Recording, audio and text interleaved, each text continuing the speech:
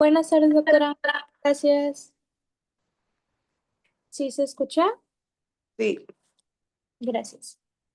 Buenas tardes, compañeros. Yo soy Yacini Campos, R1. Les voy a hablar el día de hoy sobre retinosis pigmentaria. Bueno, empezando, de la retinosis pigmentaria existen diversos términos para referirnos a ella, como pueden ser la retinitis pigmentaria, ceguera de conos y bastones, distrofia pigmentaria de la retina, degeneración de la retina y hemeralopía congénita también. El término de retinitis pigmentaria puede implicar que la inflamación puede desempeñar un papel importante en la fisiopatología de la afección, pero no se considera una enfermedad inflamatoria primaria como tal.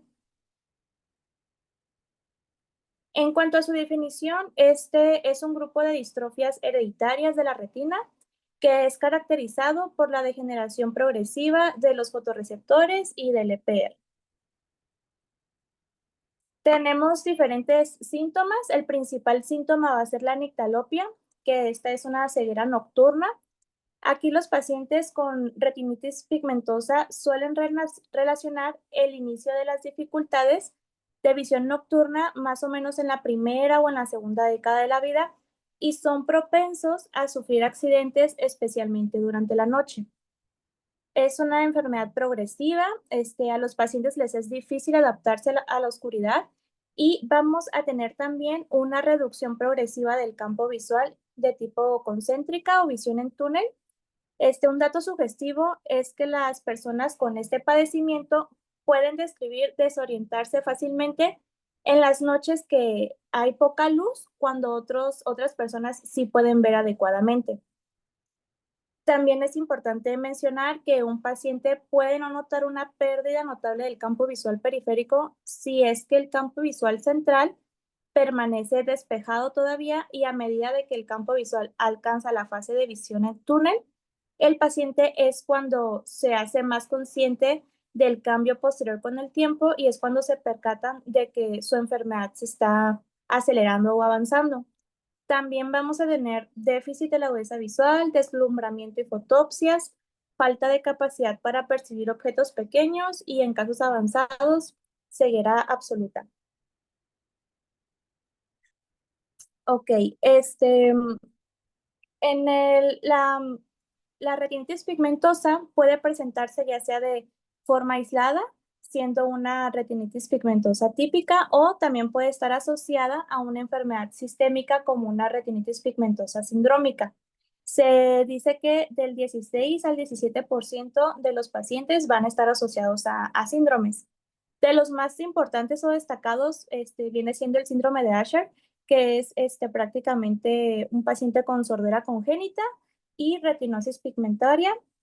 Más adelante vamos a hablar un poquito más de este síndrome. También tenemos el síndrome de Bardet-Biedl, que en lo que investigué en 1920, Bardet describió a un paciente que tenía retinopatía, polidactilia y obesidad congénita. Y en 1922, Biedl fue quien añadió las características de retraso mental e hipogonadismo. Y como podemos ver, también existen muchos más síndromes distintos asociados que están descritos alrededor de 77 síndromes más. Bueno, en este grupo de distrofias existen varios tipos de presentación, como pueden ser la retinitis pigmentosa clásica, sin pigmento, en sector, unilateral, central, pericentral, con EPR para arteriolar reservado, retinitis punctata albescens, senil y atrofia paravenosa corioretinana, de las cuales vamos a ir hablando más adelantito. En cuanto a la epidemiología, tenemos que la edad de presentación puede ir desde los 10 a los 40 años. Un 70% presentan historia familiar. Existen más de 200 mutaciones en más de 100 genes. Hay una prevalencia mundial de 1 de cada 4.000 a 5.000 personas y 2 millones de personas afectadas en el mundo. La prevalencia de las formas sindrómicas está menos documentada. Por ejemplo, se estimó que la prevalencia del síndrome de Usher, que es el que les comenté anteriormente, era de 1 en 6.000 a 1 en 30.000 personas. Bueno, la transmisión de la retinosis pigmentaria tiene pues mucho que ver con la genética. Este, la, autos- la, la genética autosómica recesiva está asociada en un 22 al 26% de los casos, puede ser severa. La autosómica dominante está asociada en un 6 a un 15% de las personas con un mejor pronóstico. También está la herencia ligada al cromosoma X, se presenta en un 1 a 10% de las personas y es la menos común, pero es la forma más severa y pueden llegar a tener ceguera completa en la tercera o en la cuarta década de la vida.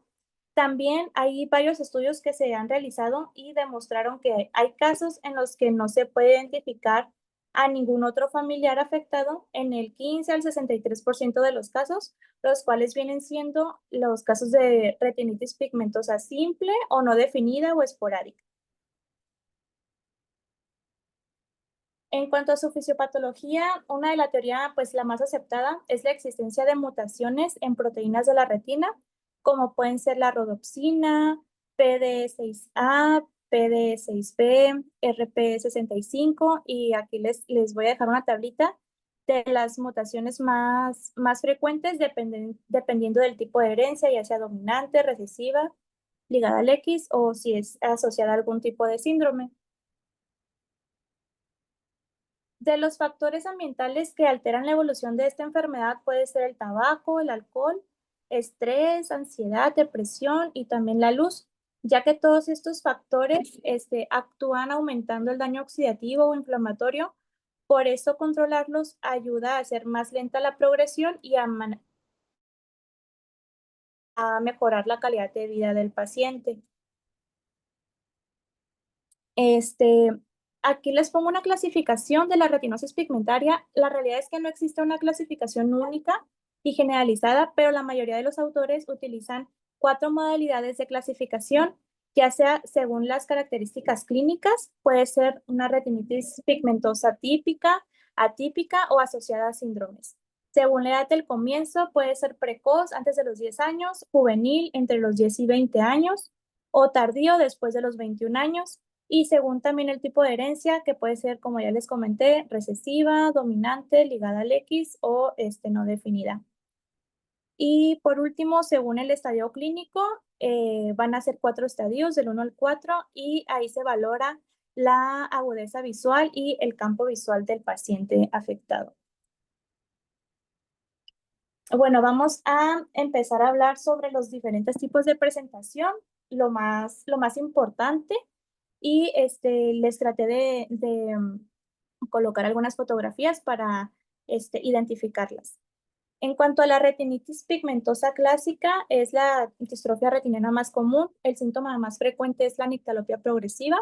Tenemos la triada clásica de papila pálida, vasos retinianos adelgazados y múltiples áreas de hiperpigmentación en forma de espículas óseas. La hiperpigmentación clásica puede iniciarse hasta 5 años después, la herencia puede ser variable y las formas más comunes son autosómica recesiva y esporádica.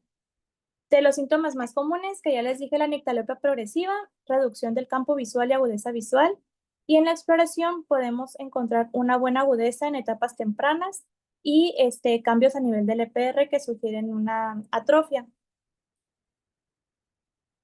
Aquí les muestro una fotografía de fondo de ojo derecho de un paciente que tiene 75 años y diagnóstico de retinosis pigmentaria clásica, en la cual podemos observar los cambios pigmentarios, la atrofia del EPR, que revela los vasos coroideos, la atenuación y la palidez del nervio óptico. Otro tipo de presentación es la retinitis pigmentosa sin pigmento. La principal característica es la ausencia de las áreas de hiperpigmentación, como el nombre lo dice, en forma de espículas óseas, y hay que sospecharla cuando hay alguna sintomatología sugestiva, presencia de células pigmentadas en el vitrio y ausencia de pigmento a nivel de la retina. Otra es la retinitis pigmentosa en sector. Esta va a carecer de sintomatología. Se caracteriza por cambios pigmentarios limitados a uno o dos cuadrantes. Típicamente van a ser inferiores o nasal inferiores. Y este va a ser un padecimiento bilateral y simétrico. A continuación, aquí tenemos una fotografía de un fondo de ojo, ambos ojos, de un paciente de 51 años que tiene retinosis pigmentosa sectorial, autosómica dominante, y en la cual se puede observar el límite definido de la retina afectada, que como les había comentado, pues generalmente es inferior. Esta otra presentación que es la retinitis pigmentosa unilateral. Esta es rara. La causa de estas atrofias pueden ser infecciosas, traumáticas, vasculares, inflamatorias o secundarias a algún desprendimiento de retina antiguos y nos van a dar los datos clásicos de una retinitis pigmentosa, pero no solo. La retinitis pigmentosa central o inversa, aquí la visión central va a estar afectada desde el inicio del padecimiento. Los pacientes cursan con nictalopia y discromatopsia y vamos a encontrar áreas del EPR e hiperpigmentación en el área macular, respetando la periferia de la retina. Esta es una imagen de fondo de ojo derecho en la cual se observa la zona de atrofia coriorretiniana extensa en el área macular y gran parte de la periferia respetada, que pues como les comentaba que era característico. Está también la retinitis pigmentosa pericentral.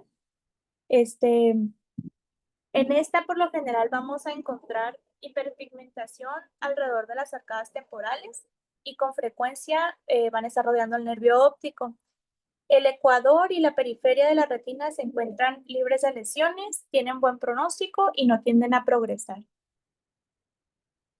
Y como ejemplo está esta imagen de fondo de ojo izquierdo que tiene presencia de alteraciones pigmentarias alrededor de la arcada vascular y respeta la periferia lejana.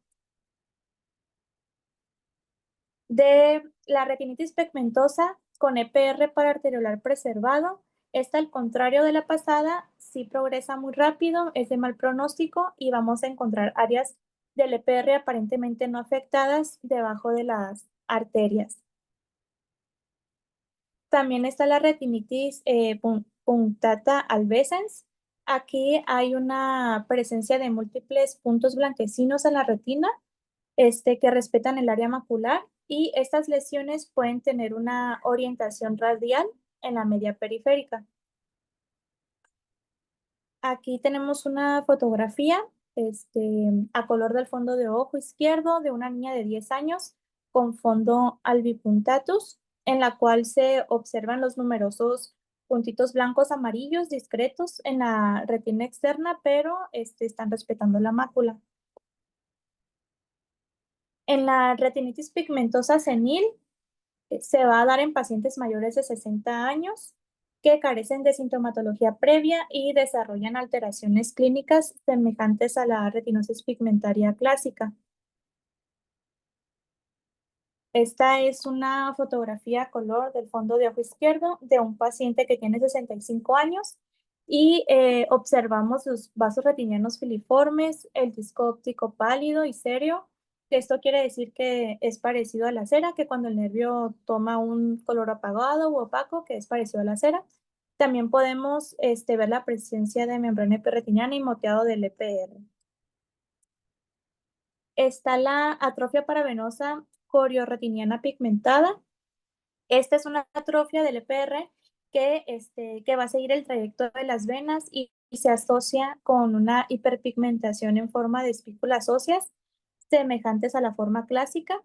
Los pacientes pueden ser asintomáticos o presentar nictalopia. Es un padecimiento bilateral y simétrico y se considera una enfermedad estacionaria y de buen pronóstico. Aquí podemos ver en la fotografía de fondo de ojo derecho de un paciente que tiene 20 años y en la cual encontramos lesiones atróficas bien delimitadas a lo largo de las venas retinianas con pigmentación en esas zonas y la periferia sin afectación difusa. Y bueno, regresando un poquito a lo del síndrome de Usher que les comenté previamente, aproximadamente el 30% de los pacientes que tengan la retinitis pigmentosa pueden experimentar una pérdida auditiva leve a severa en la edad adulta. Y el síndrome de Usher se va a definir como sordera congénita más la retinitis pigmentaria. y se divide clínicamente en esos tres grupos principales. Las dos más frecuentes son el tipo 1 y el tipo 2. El tipo 1, el paciente va a cursar con una sordera neurosensorial congénita profunda, un deterioro grave del habla, síntomas vestibulares y una retinopatía de inicio en la infancia. El tipo 2, el paciente tiene una sordera parcial congénita que no es progresiva, tiene ausencia de síntomas vestibulares y la retinopatía es más leve de inicio tardío. Y el menos común viene siendo el síndrome de Usher tipo 3, que se caracteriza por una sordera progresiva que comienza en la segunda a cuarta décadas de la vida y una retinopatía de inicio en la edad adulta. Aquí podemos ver una fotografía de fondo de ojo izquierdo de un paciente que tiene 44 años y tiene retinosis pigmentaria y síndrome de Usher tipo 2, en la cual se observan los cambios pigmentarios medio periféricos, moteado del EPR, la atenuación vascular y la palidez del nervio óptico. Está la retinitis pigmentosa sindrómica, que, bueno, aquí les puse dos tipos de síndromes. El primero es el síndrome de Kearns-Sayre, que es una oftalmoplegia externa progresiva, tosis, distrés respiratorio y bloqueos del corazón. Y también está el síndrome de Basen-Cornsway, que es una abetalipoproteinemia, malabsorción de vitaminas liposolubles, acantocitosis y una ataxia espinocerebelar. Para el diagnóstico, pues hay que hacer una buena historia clínica, indagar en los antecedentes heredofamiliares, biomicroscopía, su fondo de ojo, exámenes como una AGF, OCT, electroretinograma y campos visuales. Es importante, pues, la documentación mediante fotografías de fondo de ojo para facilitar el seguimiento de los cambios en los pacientes con retinitis pigmentosa. La AGF en esos pacientes puede mostrar una hiperfluorescencia en áreas de atrofia del EPR y puede resaltar áreas de edema macular cistoide. Y por mencionar en el OCT, pues puede ser útil para detectar edema macular cistoide, membranas epirretinianas, que van a ser características comunes en este tipo de pacientes. En el estudio del fondo de ojo vamos a tener una atenuación de los vasos retinianos, palidez papilar por atrofia, espículas óseas en la retina periférica y atrofia macular o cambios en la mácula. Y las cataratas van a representar también una complicación frecuente de este padecimiento. La prevalencia de la formación de las cataratas en los pacientes con retinosis, ya sea de los 20 a los 39 años, va a variar según el tipo de herencia que tengan.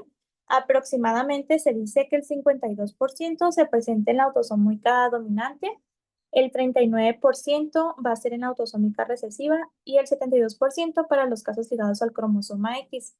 Y el tipo de catarata más frecuente es una catarata subcapsular posterior que puede ocurrir en el 35 al 51% de los pacientes. Y aquí nuevamente tenemos la fotografía que ya les había puesto del fondo de ojo derecho, que les comentaba que tenía los cambios pigmentarios, la atrofia del EPR, que revela los vasos coroideos, la atenuación y la palidez del nervio óptico. También para el diagnóstico, pues les comentaba el AGF que va a haber una presencia de atenuación vascular que se aparece tempranamente y se puede observar estrechamiento de las arteriolas. En el OCT macular podemos ver una disminución en el espesor retiniano, quistes maculares, edema macular, tracciones vítreas o membrana epirretiniana. Aquí en estas imágenes muestran OCT de pacientes con retinitis pigmentaria. En la imagen A está sin presencia de edema macular cistoide y en la imagen B sí tiene edema macular cistoide, pero también en la imagen A se puede apreciar un poco mejor la pérdida de la banda de la zona elipsoide que es asociada a la atrofia retiniana externa fuera de la mácula central y que también es característica de la retinitis pigmentosa. En cuanto al campo visual, pues esta es una herramienta invaluable en el diagnóstico de la retinitis pigmentosa y puede llegar a ser el método más confiable para cuantificar el cambio real en el déficit visual vamos a tener como un patrón de islote de visión central. También hay que realizarles electrorretinograma, que mide la función global de los conos y bastones, y en la retinitis pigmentosa va a reflejar la pérdida progresiva de los fotorreceptores, por lo que este va a ser un marcador objetivo y cuantitativo de la enfermedad.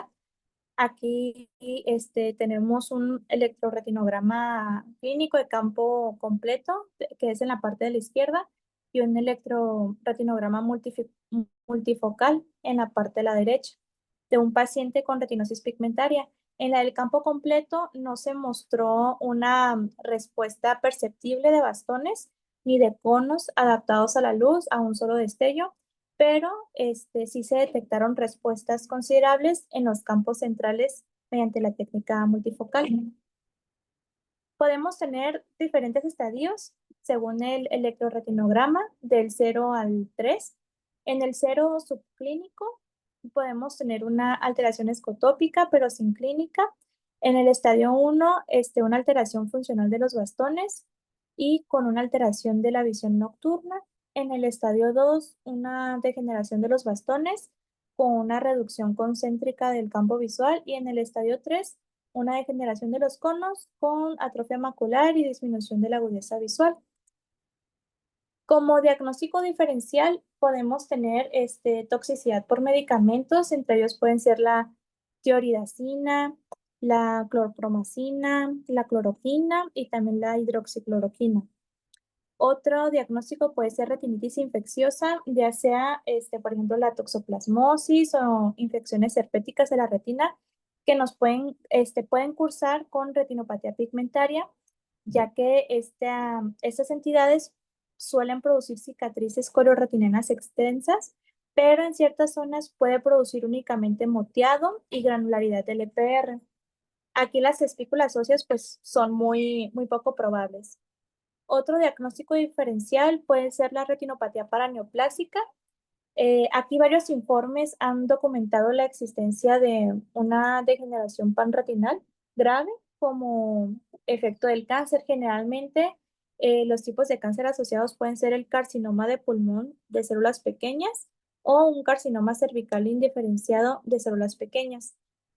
Aquí la pérdida de visión puede preceder al diagnóstico de cáncer y la retinopatía asociada puede progresar rápida o lentamente con pérdida de visión durante meses o años.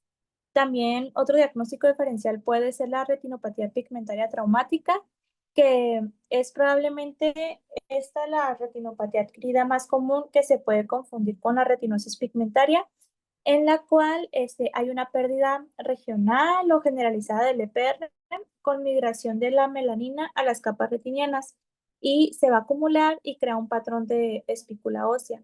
Por lo tanto, estos pacientes que tienen antecedente de traumatismo ocular pueden presentar un fondo de ojo del ojo que fue traumatizado que simulan la retinosis pigmentaria. Con estos pacientitos, pues hay que abordar la consejería genética para que les ayude a entender la enfermedad y prácticamente aprender a vivir con ella. Hay que identificar la herencia, el riesgo de reaparición y ver opciones existentes para evitar el riesgo de transmisión y usar esta información genética para mejorar pues, la salud y minimizar el daño psicológico. En cuanto al manejo, puede ser por pues, manejo farmacológico con vitamina A razón de 15.000 unidades al día, puede ser con omega 3, 6, 6,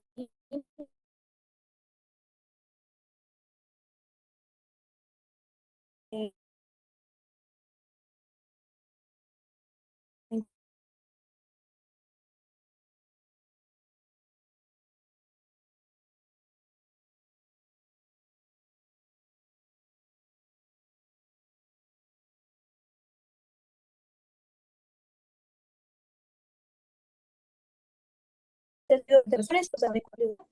Mística, lógicas.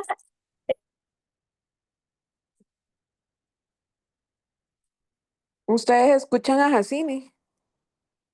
No, se No, trabó. doctora. No, ya no. De hecho, No, ya doctora, se fue. corta.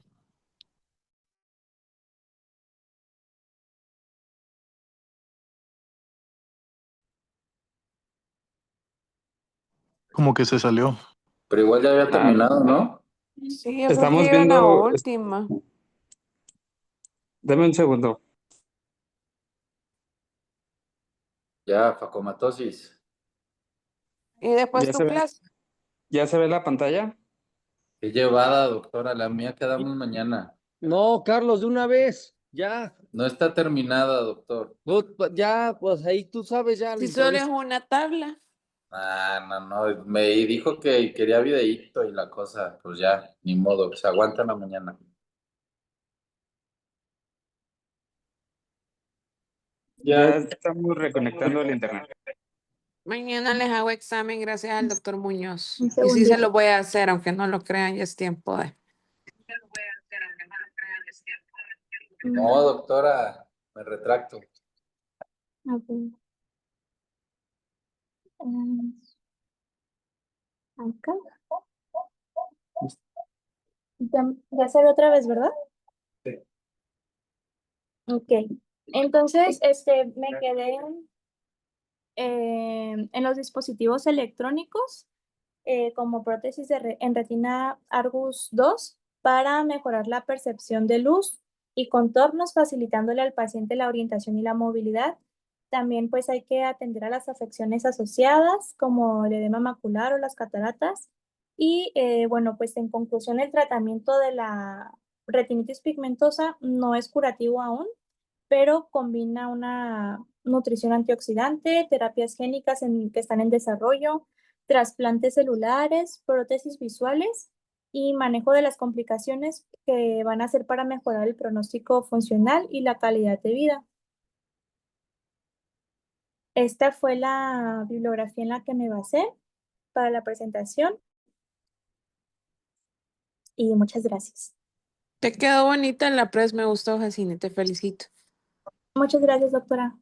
Ok, vamos con la de la doctora, que es así, un poco tediosa. Facomatosis, puedes empezar si no hay.